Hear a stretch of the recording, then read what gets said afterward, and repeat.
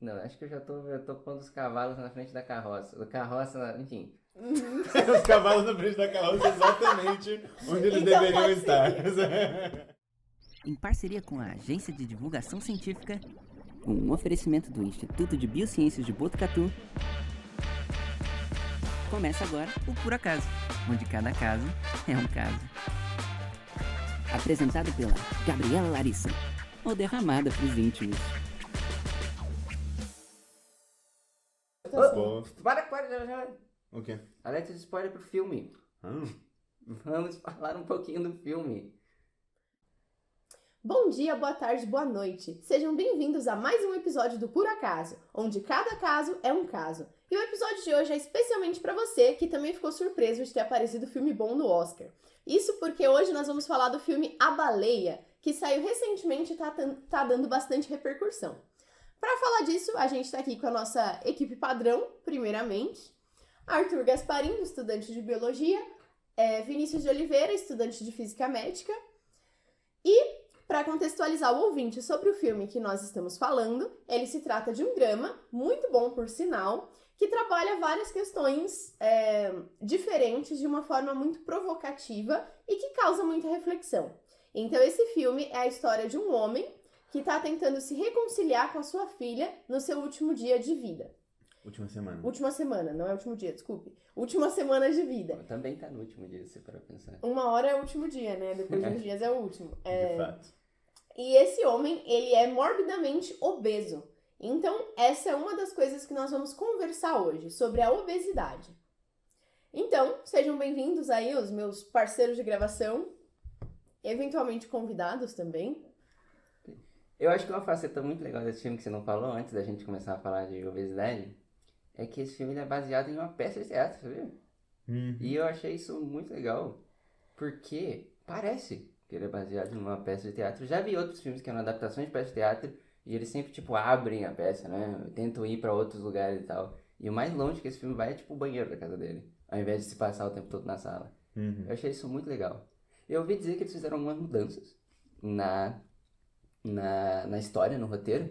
Dentre elas, uma que eu gostei muito, que é, por exemplo, de que a filha dele, na peça, a última vez que ela viu ele, ela tinha 2 anos. Uau. E no filme ela tinha 8. Nossa, mas aí ela não tem nem idade pra ressentir o pai, né? Exatamente. Bem pensado, boa Isso- adaptação. Bom. Já. O quê? Alerta de spoiler pro filme. Ah, Vamos falar um pouquinho do filme. Eventualmente, se você não gosta de spoiler, eu recomendo que você assista o filme primeiro e veja o podcast depois. Vale a Se pena. você não se incomodar, pode seguir com a gente e aí depois você assiste mesmo assim, porque vai valer a pena. É verdade, alerta de spoilers tem isso daí. E também tem uma coisa que eu não gostei tanto, pra ser sincero, que é a história do menino lá, que ele é da igreja e tal, que ele chega, e eles mudaram. Agora ele é de uma parada religiosa genérica, e na versão de teatro ele era indiscutivelmente mormon, ele era abertamente mormon. Mas eles só tiraram isso, porque acho que mormons também vão ao cinema. Eu não saberia. Faz sentido, faz sentido. Mas bom, o filme tematiza várias coisas diferentes, cada personagem é uma faceta. Sim. Faz muito sentido ser uma peça de teatro, porque ele poderia ser em um cômodo só. Uma coisa nada a ver, mas um filme que é muito legal, que também é uma adaptação de uma peça de teatro, é o filme Tok Tok. É muito legal, é muito engraçado. E é isso. Quem quiser assistir, assista. Fica a recomendação. Lembrei que filme é esse. Esse filme parece ser muito engraçado de verdade. ele é bom, Ele é bom. muito bom. Eu fui ver a peça, foi muito surpreendente. Maneiro. Tem mais filmes que são baseados em peças de teatro que são muito bons também. Tem aquele com o Johnny Depp, o Eduardo Mão de Tesoura. Aquilo era uma peça de teatro? Eu acho que sim. Caramba, eu não sabia. Eu não tenho certeza. Pode ter sido feita depois, porque esses filmes assim, quando viram clássicos, eles fazem coisas tipo teatro, Broadway, É depois. verdade. E tem o Alto da Compadecida, que é uma peça de teatro. Um Alto da Compadecida. Grande Alto da Compadecida, mano. Nossa. Quantas Que vai horas? sair o 2, inclusive. Que vai Quantas horas sair será o que tem dois? a peça de teatro? É muito mais curta que o filme. Uau. Você nunca leu a peça? Exatamente. Não. Nossa, vou te dar qualquer dia pra você ler, se você tiver afim. Ela tem alguns aspectos diferentes também, teve várias adaptações que foram feitas, por causa das limitações de ser uma peça, mas as duas são excelentes, tanto o filme quanto a peça. Maneiro. É isso, né? De fato. É sobre isso, teatro. É. Vamos ao teatro. Teatro é é uma coisa que eu acho que tem subestimada na história recente. As pessoas estão indo um pouco ao teatro, mano. Sim. Fato. Tem que fazer isso antes que eles digam que teatro é coisa de rico. E aumentem o preço dos impostos sobre teatro, alguma coisa assim. Sim, e se vocês não souberem por onde começar, tem várias peças muito legais do Bando de Teatro Científico Siriema aqui na Unesp.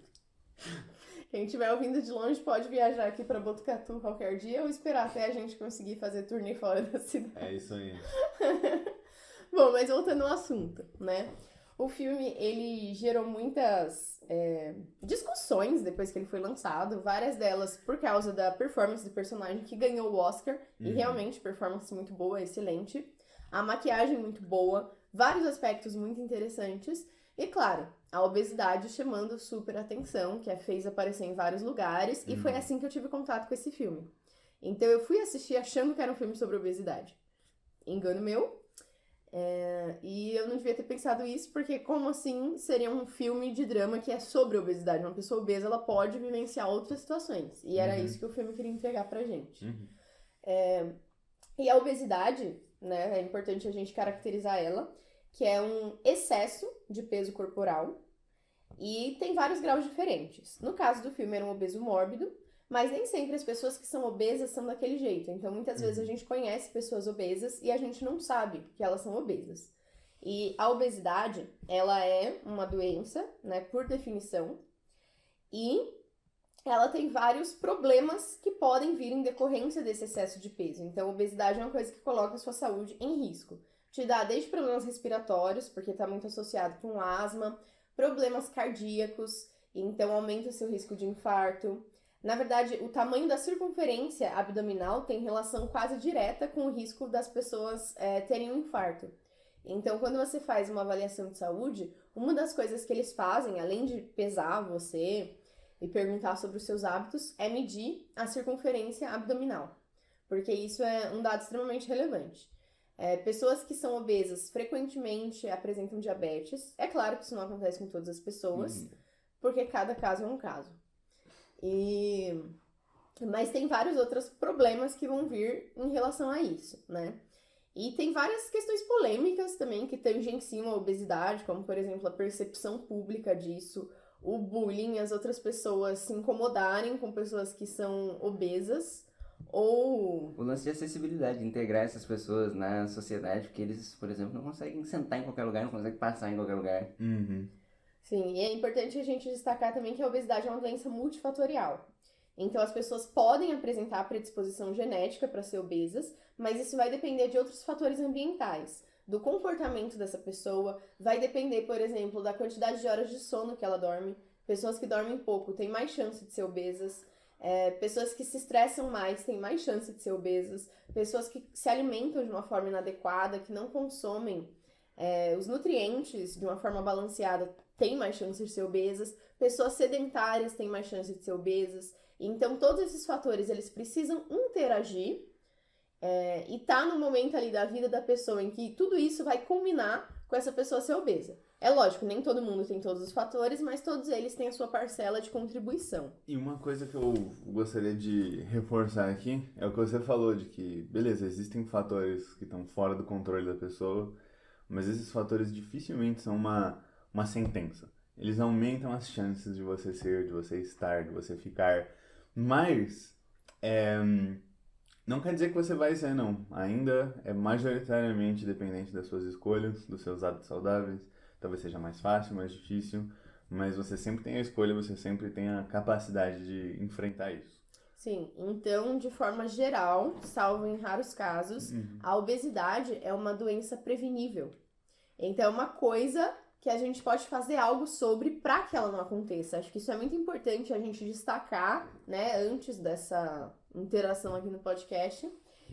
E prevenível quer dizer exatamente isso, que a gente consegue evitar antes de acontecer. Sim. Então, é mais fácil a gente evitar entrar quando a gente tem conhecimento disso do que depois a gente conseguir sair, né, desse quadro da obesidade. Sim, e também queria reforçar que o que eu falei não é uma coisa só para pessoas com obesidade, com predisposição a isso, é qualquer doença. Se você tem predisposição a ter problema cardíaco, predisposição a Alzheimer, predisposição a várias coisas, você nunca tem certeza de que você vai ter essas coisas mesmo. Só é mais provável ou menos provável.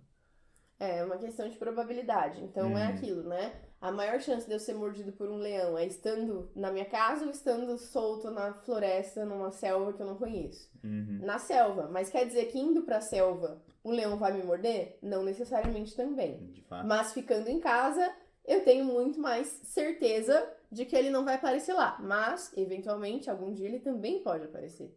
Coisas improváveis acontecem também. A chance de você ser mordido por um leão é baixíssima, mas nunca zero. Exatamente. Pois é. Então é disso que a gente tá falando. Nada que a gente falar aqui vai ser uma coisa tão direta, tão preto no branco. Então, tipo, você faz 1 hora de exercício por semana, você não vai ser obeso. Não se trata disso. São vários fatores, a interação deles, a predominância deles. Então, tudo isso vai ser relevante. Também não posso falar, se você comer saudável todos os dias, você não vai ser obeso. Não existe essa garantia também. Vários fatores, interação dos fatores. Então, são medidas que a gente pode tomar para tentar aliviar isso, mas nada é 100% garantido. Da mesma forma que também não é garantido que se você comer muito mal, durante vários dias você vai se tornar obeso necessariamente. Pois é, veja o Fábio de exemplo. Pra quem não está escutando a gente no Spotify, porque a gente tá vendo, porque pra quem estiver assistindo aqui, quem vê a gente pelo Spotify nunca saberá como o Fábio se parece. E é extremamente não obeso, essa é a descrição. É o oposto de obeso, inclusive. Enfim, já começando a entrar no assunto, um pouco amarrado com isso com o que o Disney disse, que é que a gente, nós seres humanos, somos capazes de engordar. E eu tenho 2 perguntas. Primeiro, qual o propósito disso, da gente juntar esse tecido adiposo? E segundo, como faz isso? Que eu mesmo nunca consegui. Tô há anos tentando e é muito difícil engordar. Por que a gente engorda, gente?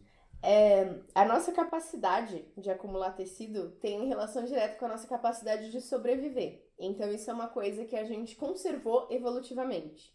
Então, a gente é capaz de comer mais alimento do que a gente precisa num determinado momento para que a gente armazene, porque a gente não sabe se vamos ter acesso a alimento no momento seguinte. E aí a gente já armazenou e quando tiver escassez de alimento, quando o alimento não estiver disponível, a gente pode usar o nosso próprio tecido, a nossa própria reserva energética para continuar sobrevivendo.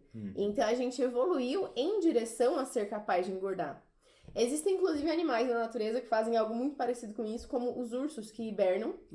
Então eles comem demais porque eles vão ficar 4 meses dormindo e usando a energia que eles conseguiram armazenar. Claro que dormindo eles vão gastar menos energia do que se eles estivessem acordados. Então tem toda uma homeostase, que seria o equilíbrio entre o que ele precisa fazer e como o organismo dele vai reagir. Existe todo esse ponto, mas é um exemplo que meio que corresponde a isso. Então é armazenar para que você tenha de onde buscar quando você não tiver. E isso acontecia porque na natureza você não consegue ter certeza de nada, né? Então, num dia você tem alimento disponível, no outro dia não, porque tem outros animais que estão caçando, tem animais que estão migrando, tem desastres naturais acontecendo, então tem uma série de coisas que podem fazer com que você não tenha mais alimento no dia seguinte. E se cada dia que a gente não tivesse alimento a gente fosse morrer, teríamos sido extintos. Então, isso foi uma característica selecionada ao longo da história da evolução, né?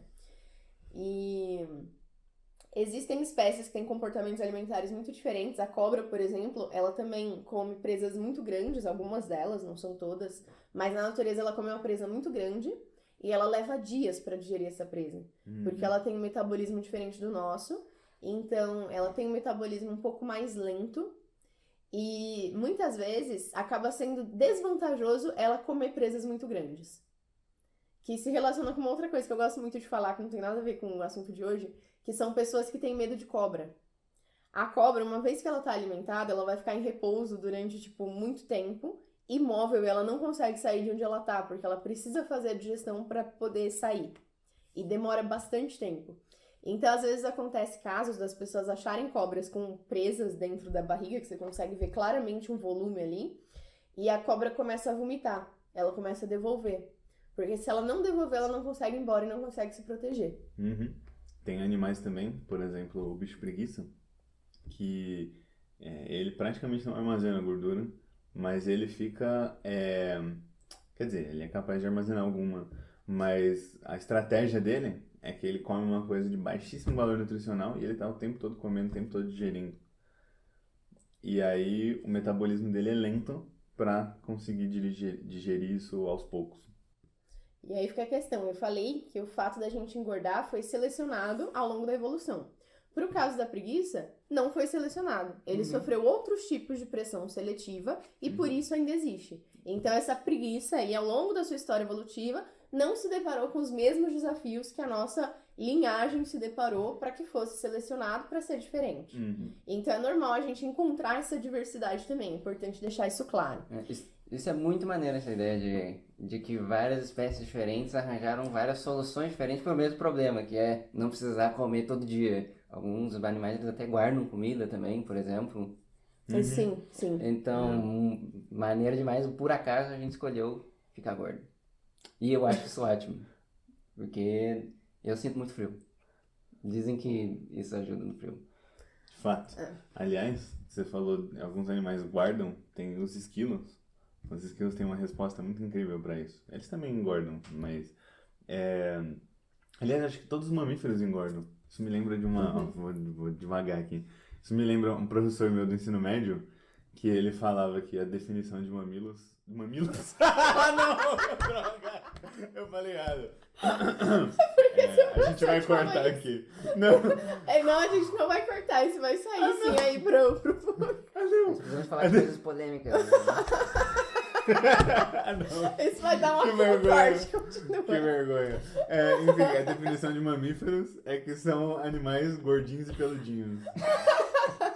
É isso. Gordinhos e peludinhos. Exatamente. Ok, isso foi engraçado também, mas eu ainda tava rindo do mamilo, desculpa. Enfim.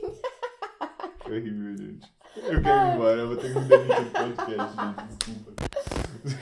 Esse é o resultado da gente fazer as coisas aqui sem roteiro e sem script. Mas enfim, voltando ao assunto. Cada animal evoluiu de acordo com a pressão seletiva que eles sofreram e cada um teve a sua estratégia para conseguir continuar sobrevivendo, né? Isso ainda acontece, eu tô falando no passado por hábito, mas isso ainda acontece porque a evolução ainda está em curso, então as coisas ainda podem mudar, só que leva vários anos pra gente conseguir perceber as seleções que estão acontecendo. E para nós humanos, especialmente, a pressão de seleção natural tem se tornado cada dia menor na medida em que a gente domina ferramentas para conseguir contornar todos os problemas. Então, se a gente, porventura, perdesse a nossa capacidade de engordar, a nossa espécie muito provavelmente continuaria sobrevivendo. Porque a gente consegue fazer uma coisa muito revolucionária, que é ir ao mercado. E sempre tem comida no mercado. E fazer a geladeira. E todos os dias a gente consegue acesso aos alimentos. A grande maioria da população. É lógico, existem pessoas que não têm acesso a alimentos por questões financeiras ou outras questões sociopolíticas, né? Isso também é um problema muito grande. Mas as pessoas que têm acesso, né? Elas têm esse acesso todos os dias. Independente do tipo de alimento que elas compram ou não, o acesso está ali disponível, né, a despeito das questões financeiras. Então a gente continuaria sobrevivendo por bastante tempo ainda, o que não aconteceria com todas as espécies. E outra coisa importante também, né, a gente tá falando de comer e da preguiça, que fica o dia inteiro comendo, uma coisa que é um grande diferencial da nossa espécie é a forma que a gente come. A gente cozinha a comida, que é uma coisa que nenhuma outra espécie faz. E isso acelera muito a nossa capacidade de digestão. Então, a gente consegue comer nutrientes complexos, como as proteínas, meio que pré-digeridas depois de cozinhadas, e a gente gasta menos tempo digerindo. Os aminoácidos ficam mais disponíveis para absorção. Isso. Os aminoácidos, eles são moléculas, né? São alguns átomos ali reunidos, moléculas, que se agregam e formam um aminoácido. E uma proteína são vários desses aminoácidos juntos. Então, tudo que a gente vai falar aqui em relação aos nutrientes se tratam de moléculas. Coisas feitas de átomos que se organizam numa forma que atende às nossas necessidades. A proteína é uma coisa que a gente chama de polipeptídeo, que é um nome complicado. Peptídeo. Foi o que eu disse, não foi? Você disse pipeptídeo. Polipeptídeo, exatamente. É muito complicado, gente. Até eu não sei falar aqui. E nada mais é do que como se fosse uma corrente. E cada elo é um aminoácido. E aí forma todos os elos formam uma corrente, formam uma proteína. E aí, quando a gente cozinha o alimento, a gente consegue fragmentar essa corrente, quebrar melhor essa corrente, e a gente precisa gastar menos esforço, menos tempo do nosso organismo para fazer isso. Exatamente, porque a gente separa isso no menor tamanho que a gente consegue, no caso, né, vão ser os aminoácidos, a gente absorve isso e consegue usar isso, esses elos da corrente, para fazer as nossas próprias correntes, para manter o nosso corpo funcionando. Exato. E quais são as implicações de não cozinhar a sua comida? Você gasta mais tempo fazendo isso, então você tem mais reposição de células, ou seja, você tem mais chance de câncer. Muito comum no Japão, câncer de estômago, porque eles comem muitas comidas cruas. Uhum. E qual a implicação da gente conseguir cozinhar e gastar menos tempo digerindo?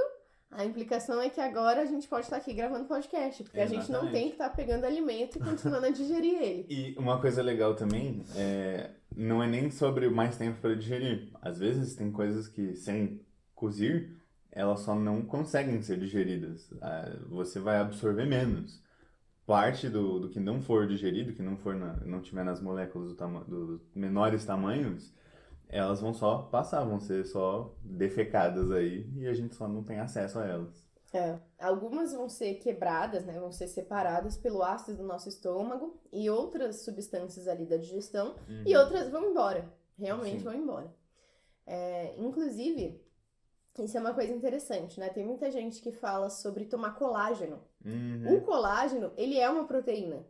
Só que quando você toma o colágeno, ele quebra no seu estômago, né? Ele é dividido nesses pequenos fragmentos e quando você absorve, ele já não é colágeno. Exatamente. E aí seu corpo tem que fazer o mesmo esforço de montar de volta, que é o esforço que ele faria se você comesse proteínas normais da sua alimentação. Exatamente. Se você quer ter mais colágeno no seu corpo, não é comendo colágeno para resolver. É comendo Frango. Não, vitamina C. Vitamina C é uma vitamina que é fundamental na síntese do colágeno. Então, por exemplo, escorbuto, que é uma doença causada pela deficiência da vitamina C, é justamente a gente não conseguindo produzir o colágeno direito, e isso faz com que as nossas gengivas sangrem, fiquem flácidas, feias lá, sangrando. E comer vitamina C bastante vai ajudar você a fazer essa síntese do colágeno com os aminoácidos que você já tem no seu corpo. Você não precisa de um suplemento de colágeno. E por falar em vitamina C, provavelmente você também não precisa de um suplemento de vitamina C se você come frutas. Existem muitas frutas que são ricas em vitamina C. Frutas cítricas têm muita vitamina C, como a laranja, por exemplo, limão. Tem muita vitamina C na acerola, tem muita vitamina C na goiaba, que é uma das frutas mais ricas em vitamina C que a gente tem. E todas essas frutas são encontradas facilmente no país que a gente vive. Sim, por sorte vocês vivem no Brasil e não num mundo distópico que nem os Estados Unidos. E aqui a gente tem acesso a frutas muito mais barato e acessível para todo mundo.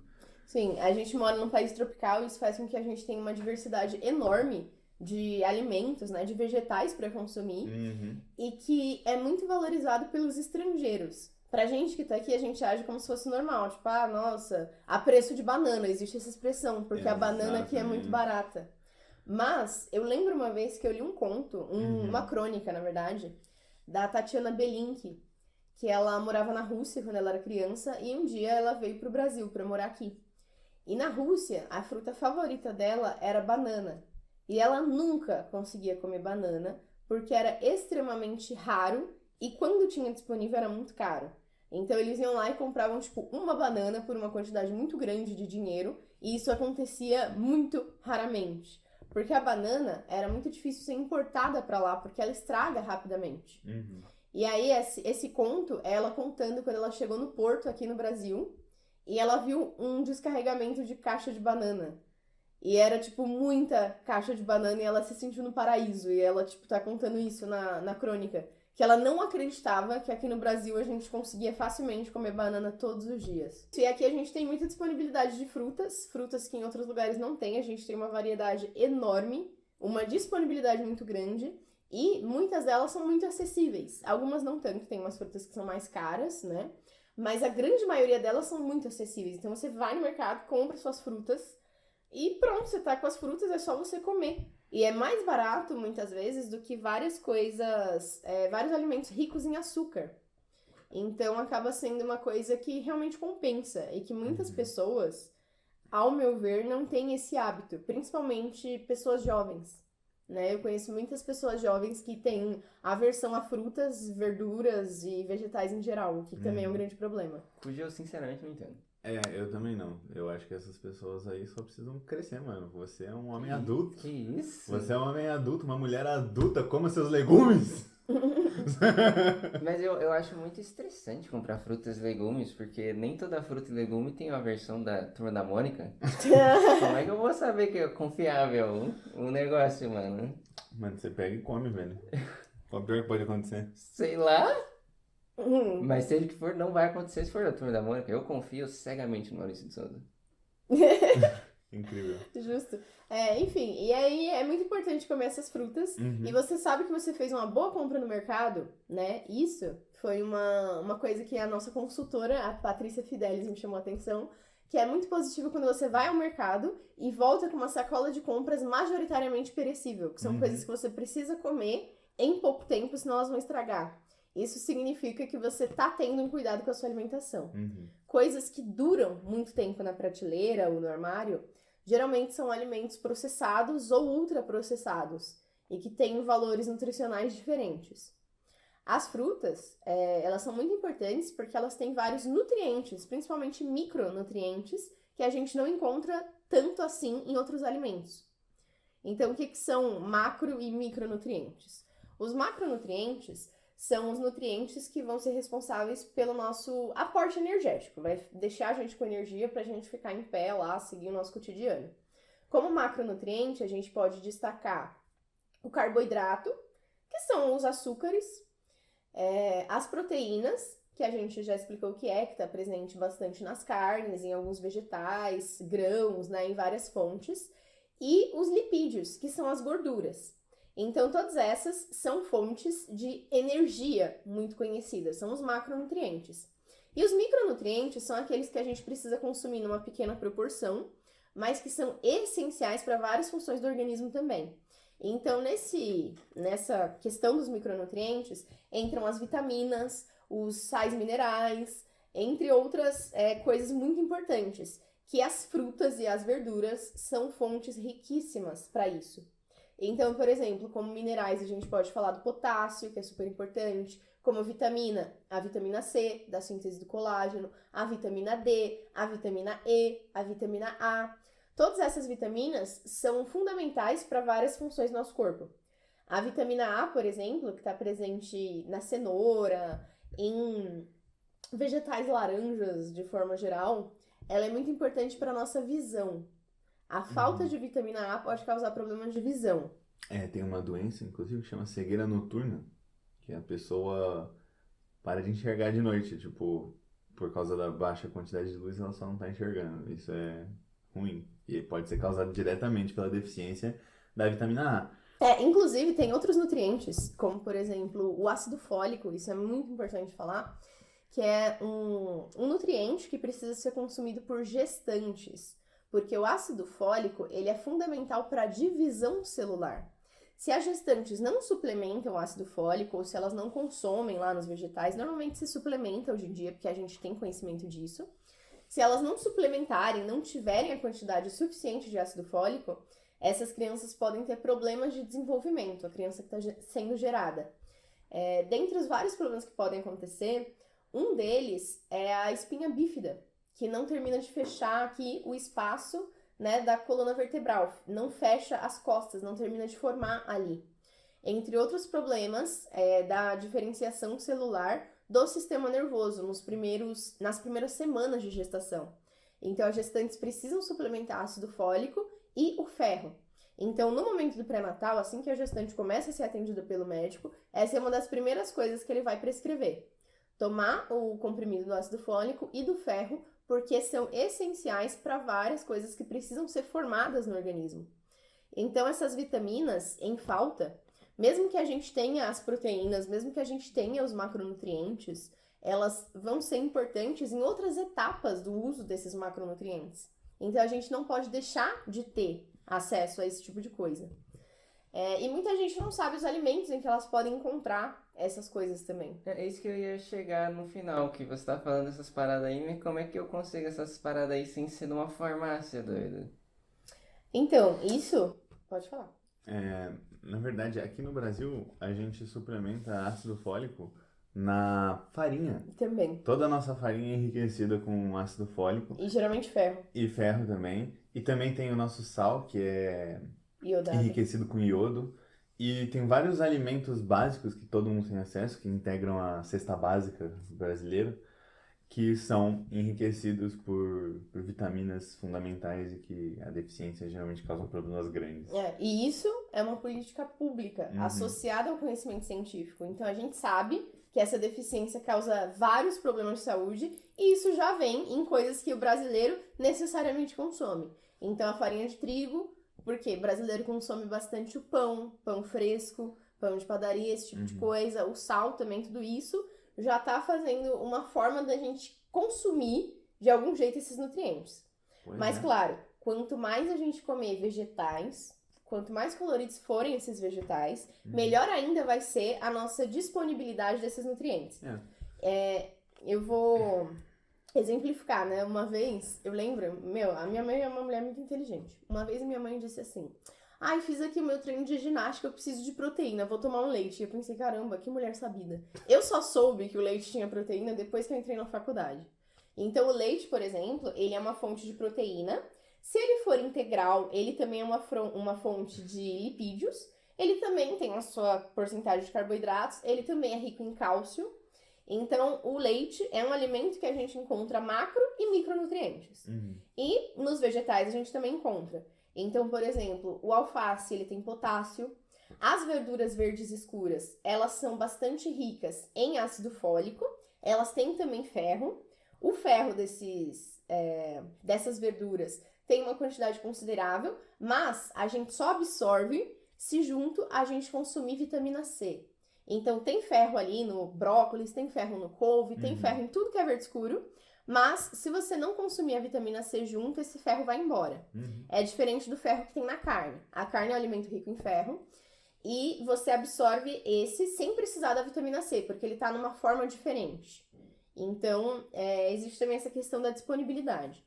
Mas, de forma geral, para você conseguir ter uma alimentação muito boa, você pode fazer uma divisão simples de prato, que a professora Patrícia Fidelis estava comentando, de você dividir o seu prato, metade vegetais, né, verduras, vegetais, essa parte. A outra metade você vai dividir, uma dessa metade, que seria um quarto, na parte dos macronutrientes ali, os carboidratos, né? O que é um carboidrato, mano? O açúcar, que eu comentei no começo, que vai servir para dar energia pra gente. Mas não necessariamente o açúcar refinado, não é isso que eu tô dizendo. Eu imaginei que não era. Carboidrato é um tipo específico, é uma molécula específica que vai ser encontrado em vários alimentos. Isso.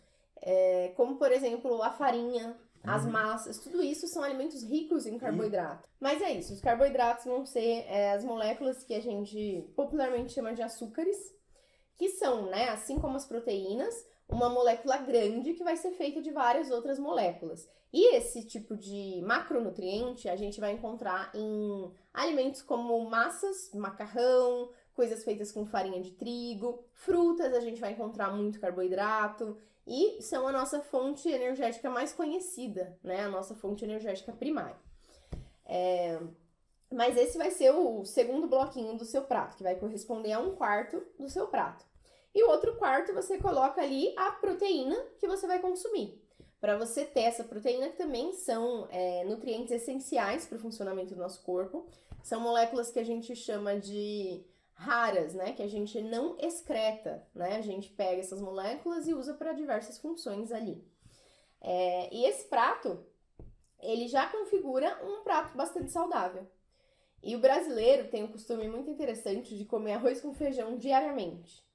E a gente chama isso de comida de verdade. Então, existe a comida de verdade, que é um prato de comida que tem arroz, feijão, uma proteína e, na maioria dos casos, uma salada e um legume. E existe a comida de mentira, que é o que não é um prato típico do brasileiro.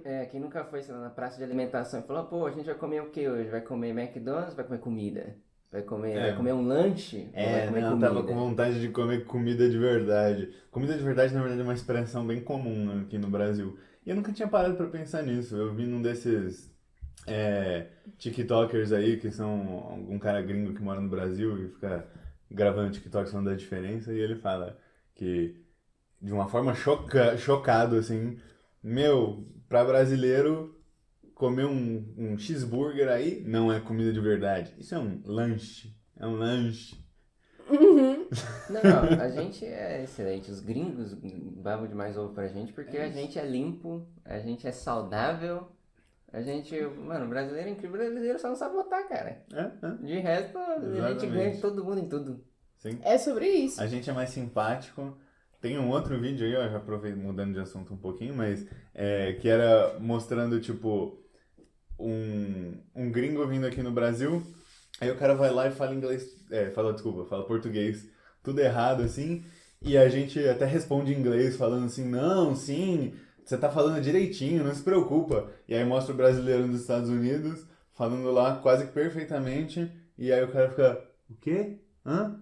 Ah, você quer dizer isso? Ah, tá. Os caras são grossos também, mano. Brasileiro perfeito, cara. Brasileiro é isso. De fato. Mas, voltando ao assunto, não o assunto que nós estávamos falando agora, mas o outro assunto. Agora a gente já sabe como é ser saudável, como é não ser gordo, mas a pessoa que está acompanhando aqui o nosso tutorial fez isso, as instruções não ficaram claras, fiquei gordo por acidente. Como que emagrece? O que a biologia tem a dizer sobre emagrecimento? Eu não sei, nunca consegui. Para emagrecer, você precisa também atuar com um conjunto de fatores. Do mesmo jeito que engordar tem todos os fatores envolvidos ali, emagrecer também. Então, começar a comer mais corretamente, né? Começar a comer de uma forma mais saudável, levando em consideração os vegetais, isso vai ser muito importante. Uma coisa que é legal de destacar é por que comer vegetais é uma coisa tão positiva para combater a obesidade. Os vegetais, né, as comidas coloridas, as saladas, eles têm uma baixa densidade energética. O que isso quer dizer? Esse macronutriente que eu falei, o lipídio, o carboidrato, ele tá em pequena quantidade nesses alimentos. E aí, em pequena quantidade por volume, quero dizer, né? Então, se você comer, por exemplo, um pé de alface, isso vai ter uma quantidade de calorias, né? Que é a molécula que a gente usa para dar energia, vai ter uma quantidade de calorias menor do que, sei lá, se você comer um pé de moleque, que é uma quantidade ali muito menor. E aí, quando você come um pé de alface inteiro, você tem uma sensação de saciedade. Aquilo enche o seu estômago e você se sente cheio. E aí, o que acontece? Você não vai acumular a mais as coisas porque você não tá consumindo a mais, né? Dei um exemplo aqui meio extremo, o alface versus o pé de moleque. Mas em essência, é isso. O nosso estômago, ele sinaliza a saciedade baseado no volume ocupado dele e não na quantidade calórica que a gente comeu. Então... De fato, nós somos muito ruins. Exatamente. Então, se você encher a sua barriga de doce, de alimentos que são muito densamente calóricos... Literalmente açúcar, então é açúcar. Exatamente. Você vai ganhar infinitamente mais caloria do que se você comer, sei lá, um prato de arroz e feijão, uma carne, alguma coisa assim. São alimentos que eles não vão ter tanta caloria. De chuchu. Uma bacia de chuchu você vai continuar com fome até, né? Porque vai ficar com deficiência calórica. Então, os vegetais, eles têm uma densidade calórica, uma disponibilidade de macronutrientes muito menor por volume, né? Quando eu falo densidade, eu tô querendo dizer uma quantidade num determinado tamanho de porção ali. E aí eu tenho menor quantidade, uma porção grande significa uma baixa densidade. E aí, quando você consome alimentos de baixa densidade calórica, você não armazena a gordura. Você não vai transformar isso em gordura para armazenar porque não tá sobrando. E isso vai ajudar a reduzir a deposição de tecido adiposo. Porque você vai usar a gordura que você já tem. E aí você vai começar a usar a gordura que você já tem no seu organismo, que é a nossa segunda fonte de energia, que é para ser usada quando a gente não está ingerindo mais alimento. E a outra coisa que ajuda a acelerar o processo é fazer exercício físico, que faz a gente gastar muita energia. Então, a gente se mexer, fazer esse tipo de atividade, faz com que a gente queime mais gorduras. Então, se você juntar as duas coisas, diminuir a quantidade de caloria que entra, aumentar a quantidade de caloria que sai, isso vai fazer com que a pessoa consiga ficar mais magra. E pra quem pensou que esse episódio não teria nenhuma referência de super-heróis, eu acabei de pensar em uma, gente. Eu pensei em uma, mas eu não achei adequado falar, não. Achei que não achei uma brecha. Bom, tá falando da densidade calórica aí e tal. Cara, tem o Flash. O Flash. O Flash, ele tem super velocidade, né? As pessoas que conhecem. E por ele ter isso, ele faz tudo mais rápido, não só correr rápido. O metabolismo dele é mais rápido, ele pensa mais rápido, tudo mais rápido. E ele precisa de muito mais energia. Então, é engraçado que nas histórias mais... que decidem explorar essa faceta do poder dele, quando ele estava descobrindo os poderes, ele começava, sei lá, a desmaiar no meio das lutas, porque faltava energia pra ele, e aí ele, tipo, desmaiava. E aí os caras lá tiveram que fazer uma comida de altíssima densidade calórica pra ele conseguir comer, porque ele precisa de muito mais calorias do que uma pessoa normal. Ele é frequentemente visto comendo pizza também, essas coisas. Ele pega um monte de pizza, porque ele precisa comer muito. Sim, faz sentido. O Homem-Formiga também, quando ele fica gigantão, depois que ele diminui de tamanho, ele fala que tá morrendo de fome. Todas as vezes. E ele fica com vontade de comer laranja, mas eu não sei qual é a explicação possível não refleti muito, mas me veio na cabeça isso. É uma curiosidade pra gente investigar. Tem muito açúcar, né? Eu acho que pode ser por causa da vitamina C, porque talvez por ele esticar, ficar grande, não sei. Mas ele fala que foi com vontade de... Eu não vi uma explicação pra isso plausível. Pra mim pareceu só uma piadinha. A maioria dele fica explicando as coisas que não precisa, eu criando um monte de regras só pra não seguir mais tarde. O Homem-Formiga é a pior vítima disso. Ele fica menor que um átomo, diminuindo o espaço entre os átomos dele. Isso não faz nem sentido, né, mano? É duro, velho. Tudo bem. O Homem-Formiga é um negócio aí à parte, né, do mundo, literalmente. Mas, enfim, a referência que eu pensei, já que me deram uma brecha, é a história de Superman, Paz na Terra. Basicamente, o Superman acordou um dia e falou, mano, eu vou resolver a fome mundial. E essa é a história.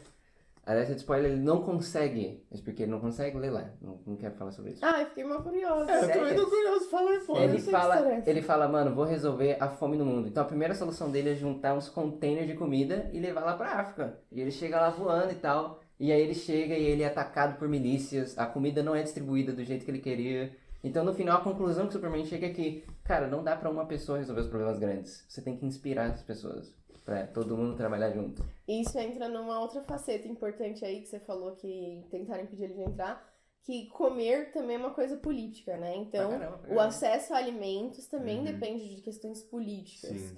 Então, é importante a gente ter um governo engajado com solucionar a fome das pessoas. Se isso não acontecer, por mais que a gente plante, mesmo aqui no Brasil, plante fruta demais, tem vegetal demais, tem coisa demais, oferta demais, as pessoas não vão ter acesso mesmo assim. Pois é, porque as coisas são caras e às vezes é muito mais barato você comprar um pacote de salsicha do que o mesmo peso em carne de verdade. Frequentemente é mais barato. Ou até vegetais, as pessoas elas não têm o hábito porque precisa comprar com frequência. Tipo, vegetais você pensa é mais barato você comprar um tomate do que uma carne. Mas eles estragam rápido, tem que ficar lá na geladeira, ficar reabastecendo. Não dão tanta saciedade também. E as pessoas, elas geralmente, né, quando elas estão em situações vulneráveis economicamente, elas ganham lá o salário delas e gastam na mesma hora, porque você precisa comprar as coisas, pagar aluguel. E é difícil você ficar indo no mercado de novo. Então as pessoas optam por coisas não perecíveis. Elas ficam com a saúde muito prejudicada por causa disso. E uma coisa também aí que você falou é que compram salsicha ao invés de uma carne de verdade. Conta aí porque que a salsicha é uma carne de mentira. Bom, entre os ingredientes da salsicha, tem coisas que já estiveram no animal. Eu ouvi dizer que tem tudo na salsicha, até carne. Pois é, a salsicha, assim como outros alimentos similares, ultraprocessados, eles são feitos de algo que é chamado de carne mecanicamente separada. Que é uma massa rosa que ela é feita misturando várias coisas que não são usadas normalmente. Então, tendões, ossos às vezes, pele, gordura, cortes de carne, que não são nem carne de primeira nem carne de segunda, são umas carnes assim que... De terceira. Ruins demais de comer, muito duras. E aí essas coisas são todas trituradas, misturadas com coisas que melhoram o sabor, com sódio, com conservantes, né, né? Mas na verdade o sal já é um conservante, porque você aumenta muito a quantidade de sal e isso inviabiliza de crescer bactérias ali, por ter muito sal. Mas enfim, tem outros também. E isso acaba virando uma coisa que é chamada de alimento ultraprocessado, que é quando tem muitas coisas misturadas na comida. E isso não é muito saudável, porque ele dura muito, mas o teor nutricional dele é pior. Isso é importante destacar. O ultraprocessado, ele não é legal para alimentação, porque conforme vão adicionando coisas, vai diminuindo a relação de nutrientes ali dentro. Exatamente. Então vai ficar uma coisa cada vez mais pobre. Vai ficar ali tipo um basiquíssimo, só vai ficar aqueles macronutrientes ainda mal distribuídos. E é por isso que isso é um problema. Porque muita gente que escuta falar mal dos ultraprocessados acha que eles são ruins porque eles não são naturais, porque eles não ocorrem na natureza. Mas a questão não é essa, existe uma explicação, que é a queda do valor nutricional dele. Então, você que está assistindo esse podcast, nunca, jamais conclua que uma coisa é melhor por ela ser natural.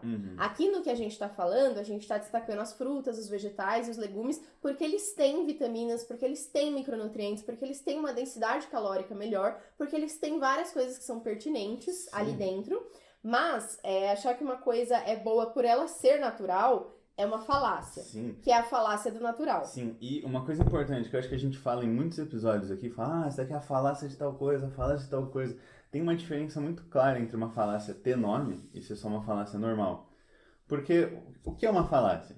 Uma falácia é basicamente quando você tem uma afirmação, uma conclusão que parece ser verdade, ela soa plausível, mas não é. Ela não conclui os passos lógicos, né? Não tem os passos lógicos necessários para chegar naquela conclusão. Mas o fato de uma falácia ter nome é muito importante, porque basicamente quer dizer que é conhecimento comum, que as pessoas todas, todo mundo que estuda, que pesquisa, que discute sobre isso, conclui e concorda que aquilo é falso. Então uma falácia ter nome é basicamente assim, isso tem placa extremamente... de história. Exatamente, é uma coisa extremamente falsa. Então a falácia natural não é uma coisa que tá tipo, em discussão, nem tudo que... Não, é assim... não dá pra você afirmar que uma coisa natural faz bem e que uma coisa não natural faz mal. Ponto. Então, existem várias coisas naturais que prejudicam, inclusive, as coisas, vários venenos que são de origem natural. Arsênico é natural. Arsênico é natural. Várias coisas de ocorrência natural que não são benéficas. Então, não confundam as coisas. Ultraprocessado é ruim porque ele tem um baixo valor nutricional. E as frutas são boas, como a gente falou, porque elas têm uma riqueza de micronutrientes e essa boa relação entre calorias, né, e volume, né? Então é por esse motivo, é muito importante deixar isso claro, porque o maior medo é alguém ouvir isso e concluir que o que é natural é bom e o que não é natural é ruim. Não se trata disso em nenhuma medida, de nenhuma forma. E outra coisa também que eu lembrei aqui falando, né, as frutas são muito joia, é que as frutas e os vegetais de forma geral, né, as coisas de origem vegetal, elas têm antioxidantes presentes nelas. Algumas frutas ou vegetais têm, por exemplo, compostos fenólicos, que são uma substância que vai servir como antioxidante. Outras vão ter as antocianinas. Antocianina é uma coisa que dá pigmento para os alimentos. Então a beterraba é roxa porque ela tem antocianina. Existe, sei lá, a couve-flor roxa porque tem antocianina. A antocianina dá essa pigmentação arroxeada. E ela também funciona como antioxidante. Sim. E os antioxidantes, eles são muito importantes para ajudar a preservar as nossas células. Então, o que acontece com a célula? A célula tá lá e a gente forma alguns produtos, né, durante o funcionamento normal das nossas células que são chamados de radicais livres. E esses radicais livres, eles são tipo um pedaço de molécula solto lá. É basicamente...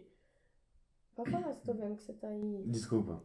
É que, na verdade, o radical livre é um pedaço de molécula solta, mas que ele tá ionizado. Então ele vai ter um elétron a mais. E isso faz com que ele reaja com as coisas. E ele pode reagir com partes essenciais da nossa célula e quebrar ela. Então a célula está constantemente produzindo um veneno, um negócio que mata ela.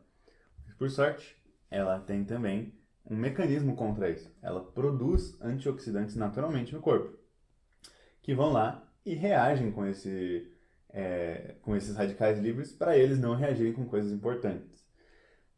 Mas existe uma coisa que chama estresse oxidativo, que na verdade qualquer forma de estresse que a gente pode estar sujeito, desde coisas tipo dormir pouco, brigar muito no trabalho, sei lá, tomar não. Enfim, ter hábitos não saudáveis, não fazer exercício, várias coisas assim que podem resultar em você ficar estressado, vai causar esse estresse oxidativo, que é basicamente quando você produz mais radicais livres do que o seu corpo é capaz de produzir os antioxidantes.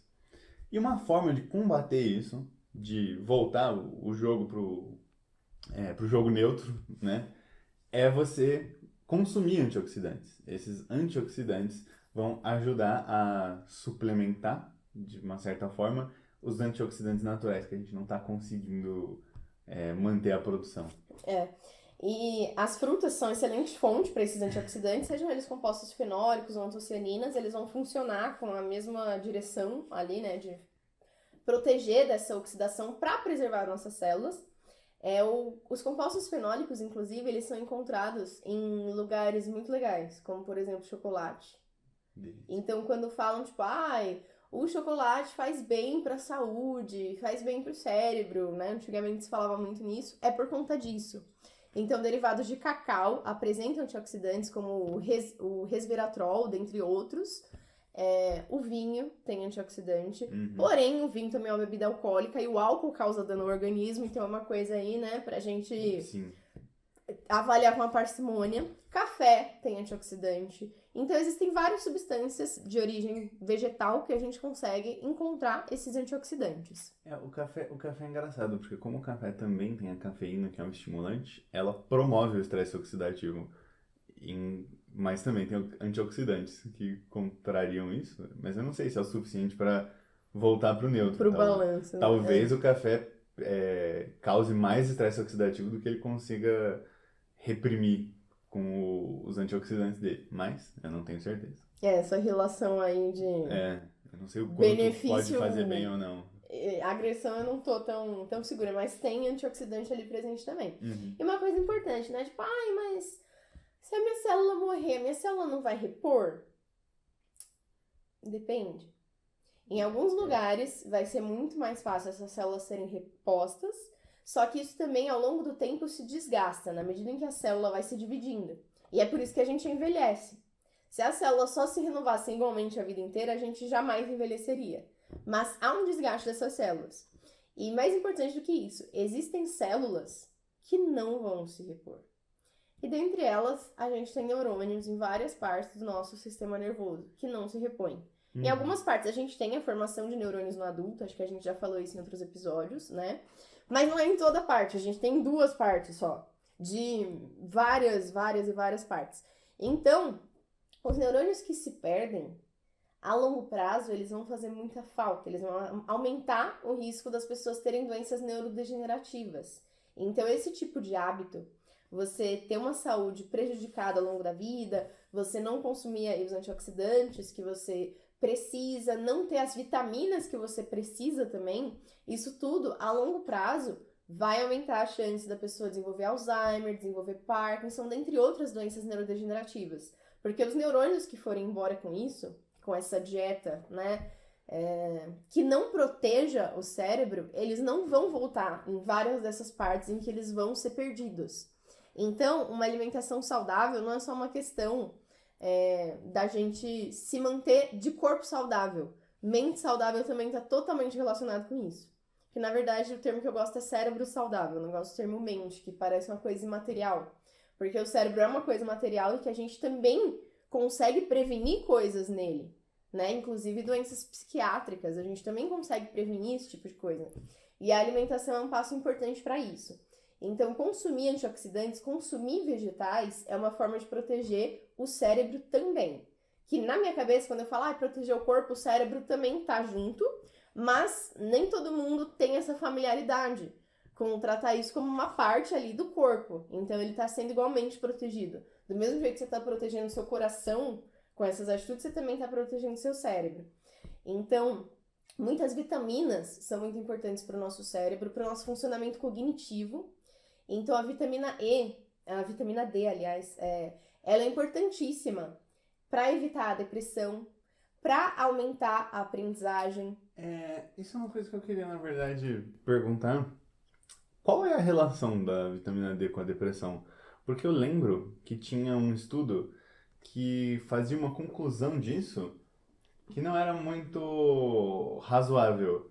Então eles estavam comparando países que tinham mais incidência de sol e países com menos incidência de sol para ver se as pessoas elas tinham mais ou menos depressão e associaram isso com a vitamina D. Só que, tipo, também as pessoas que vivem num lugar que é, tipo, um deserto congelado, elas vão ficar mais deprimidas por estarem mais isoladas, por estar frio, fazer menos atividade ao ar livre. Pois é. E aí, será que a deficiência de vitamina D está relacionada com a depressão não é uma coisa inconsequente? Eu não sei, eu não tenho certeza porque eu só vi isso. Pode ter tido mais estudos além Excelente disso. pergunta. Não é uma coisa inconsequente. Enfim, não é só de estudos desses que veio isso. Então, eles já fizeram vários experimentos usando um grupo controle e um grupo que tem suplementação de vitamina D. Eu vi muitos estudos feitos, principalmente em idosos, para tentar reverter problemas cognitivos. Então, suplementaram durante 3 meses 1.000 unidades de vitamina D por dia, que é a normal que vende na farmácia. Cada idoso tomava ali durante esse tempo e tinha um grupo que não tomava. E eles viram que esse grupo que tomava tinha um desempenho cognitivo muito melhor do que o grupo que não tomava. E isso também está relacionado com aquelas funções que a gente falou das vitaminas, né? Então elas vão ter funções centrais para o bom funcionamento de vários órgãos. E o cérebro é um desses órgãos. Então, do mesmo jeito que a gente precisa da vitamina C para ter colágeno, para a gente ter aí um bom funcionamento articular, para a gente ter uma boa pele, também precisa da vitamina C para absorver o ferro. A vitamina D também tem o papel dela ali na preservação dos neurônios e na manutenção do circuito, né? Na redução da inflamação, o estresse oxidativo. Então, isso também participa disso. Assim como o ômega 3. Então, o ômega 3 também é uma coisa importantíssima para o sistema nervoso e que a gente consome muito pouco. O ômega 3, para quem não sabe, é uma gordura que vem do peixe, que a gente raramente consome porque a gente não come peixe com tanta frequência quanto a gente poderia. Mas ele é uma gordura que a gente chama de poliinsaturada. Então, é o que a gente chama de uma gordura rica, uma gordura benéfica. É diferente de óleo de batata frita, que a gente pega óleo de soja, frita na panela e consome. Então, o ômega 3 ele também tem ação no sistema nervoso, também pode ajudar a prevenir várias doenças. Inclusive, tem bastante nessa discussão do que é uma boa gordura e que não é. Sim. Muita gente fala de trocar o óleo pelo azeite, isso também é uma coisa... Sim, mas uma coisa curiosa também é que o calor ajuda a saturar a gordura. Então não adianta você, vou usar azeite em vez de óleo, mas você tá usando o azeite para fritar o ovo. O azeite vai esquentar e ele vai saturar e vai se tornar uma gordura ruim. Sim. É importante, né, na nossa dieta a gente conseguir reduzir a quantidade de gorduras que a gente consome, principalmente as saturadas, que são as que a gente tem acesso mais fácil, como o óleo de soja, né? E reduzir também o sódio, que a gente falou, o sódio tem iodo, legal, ele tem iodo, o iodo é importante, mas a gente precisa de uma... o sal tem o iodo, é sódio e iodo. O cloreto de sódio e o iodeto, a composição do sal de cozinha. É muito bom a gente comer iodo, a gente precisa comer para prevenir o bócio, que é um problema da glândula tireoide, é uma outra doença. Mas a gente não precisa de uma quantidade alta. Então isso não justifica, por exemplo, a gente comer um excesso de sal. Isso também é importante a gente ter estabelecido. O excesso de sal pode aumentar a nossa chance de ter hipertensão. E pessoas hipertensas, inclusive, não podem consumir muito sal. Porque existe um balanço ali no nosso organismo, né? Uma busca pelo equilíbrio, que a gente tem que ter a mesma concentração de coisas dentro das células e fora das células. E aí, a forma da gente equilibrar a concentração entre as coisas é colocando ou tirando água, que é o que o nosso organismo consegue regular. Então, no momento em que eu ingiro muito sal e absorvo, o que eu preciso fazer? Compensar com água. E quanto mais eu aumento a quantidade de água ali no meu organismo, na minha circulação, maior é a pressão. Porque aí eu tenho um volume maior versus o mesmo trajeto para percorrer. Então, isso aumenta a chance de ter hipertensão. É por isso que gente hipertensa não pode consumir muito sal, né? Então, existem coisas que são muito boas, mas que a gente também tem que olhar para elas da forma que tem que ser encarada. Então, não é porque tem iodo que é pra gente tacar sal em tudo, né? Comer com parcimônia, ter bastante consciência da nossa alimentação são coisas importantes. E aqui no Brasil, né, uma boa alimentação, como eu comentei, ela é bastante simples da gente conseguir, né, de uma forma ou de outra. E a gente tem esse grande benefício de ter alimentos suplementados já de fábrica, que é super importante também. Outra coisa também, a gente falou várias vezes do ferro, mas a gente não falou por quê, né? Que tipo, tem que tomar o ferro e usar o ferro, e o que a gente vai fazer com esse ferro? Esse ferro, ele é importante pra gente conseguir formar células sanguíneas novas. Então, o que acontece? Cada hemácia do nosso corpo, ela tem um período de vida de 120 dias. Passou esse período, mais ou menos, ela vai lá para nosso baço, que é onde ela vai ser destruída. E uma parte dela vai ser reaproveitada, e enquanto isso a nossa medula óssea vai estar fazendo novas células sanguíneas. E essas células sanguíneas, elas precisam de ferro para ser formadas. Então, quando a gente não tem ferro, a gente não consegue formar a quantidade certa de células sanguíneas que a gente precisa. E para que serve a célula sanguínea? Levar oxigênio. Se a gente não tem células sanguíneas suficiente, a gente não vai ter um aporte de oxigênio suficiente. E isso vai causar um quadro que a gente chama de anemia microcítica, que é por deficiência de ferro. Então, vão formar hemácias pequenas em uma quantidade menor, e aí a pessoa vai se sentir cansada, vai se sentir desanimada, vai sentir vários problemas porque os outros órgãos não vão estar recebendo a quantidade de oxigênio que precisavam. Então, o ferro é importante por isso, ele precisa ser reposto frequentemente, porque as nossas células sanguíneas são repostas frequentemente. Pode crer, mano. Eu acho que a chave aí, a coisa mais importante, a palavra-chave do que você falou até agora foi esse papo aí de buscar equilíbrio, de reduzir as paradas, né? Porque a gente tá discutindo aqui obesidade aqui, é um lance que tá aí, mas não deixa de ser uma doença. Discutir prevenção de uma doença não é gordofobia de forma alguma. E acho que a palavra-chave é essa, tentar reduzir o que tiver que reduzir, tentar ter equilíbrio e etc. Eu acho que esse aí é um bom caminho. Tinha várias outras coisas que eu queria falar, mas fica pros próximos episódios, Sim. porque esse aqui já foi muito... Sim, e aí no próximo episódio, se vocês estiverem curiosos, meu Deus do céu, como É é? uma metatônica, né? O em algumas palavras muda a tônica. Faz sentido. Mas é isso aí, se vocês ficarem curiosos de saber se é possível uma pessoa ser obesa e saudável, a gente vai discutir isso e várias outras coisas legais no próximo episódio. Com uma especialista que nos deu um pouco de consultoria para esse episódio também, a professora Patrícia Fidelis de Oliveira. Então, não percam. Obrigada a você que assistiu até o final e te espero na próxima. E foi isso. Muito obrigado por nos ouvir. Siga a gente nas redes sociais para não perder o próximo episódio. Nós estamos no Instagram, no @puracaso.cast. Te vejo na próxima.